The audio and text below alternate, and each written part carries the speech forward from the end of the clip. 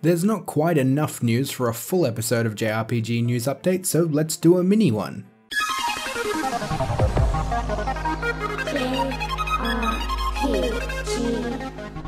The first bit of news is a little odd. It seemingly came out of nowhere, but Square has quietly announced that they will be delisting The Last Remnant on September 4th.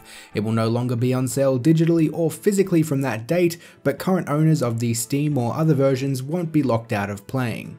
Basically, this means you have until September 4th to buy it if you plan on playing it on PC sometime in the future. There has been no elaboration on why it's being pulled from sale as of yet. Square made a pretty generic statement via a Steam announcement, basically just announcing it's discontinuing the sales. This kind of thing almost always boils down to one of two things. Either Square are planning to release a remake of The Last Remnant sometime soon, or the much more likely scenario that it is a licensing issue. The game is almost 10 years old at this point, which probably means some licensing agreements are expiring, and the cost and effort required to relicense or make changes to the game probably doesn't make financial sense for The Last Remnant. In other news, the producer of Shin Megami Tensei 5 recently sat down and talked a little bit about how development is progressing.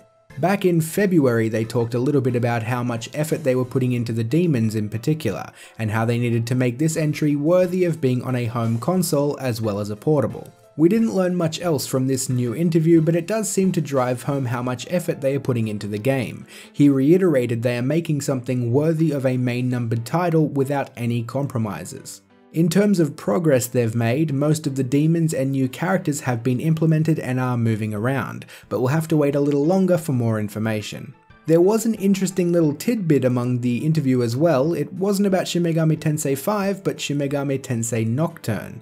Apparently they have had interest in porting or remaking Nocturne for some time, and the producer said he is thinking about aiming for an opportunity to do it. I'd never say no to more Shin Megami Tensei, and if 5 is still a ways off, a Nocturne port could tide us over for a little while, although if they went the remake route, it would almost definitely come out after 5. We'll just have to wait and see what the future holds. And that wraps up this mini news update. I'll pop links for everything in a pinned comment down below, and while you're down there, why don't you let us know if you'd like to see a Nocturne remake.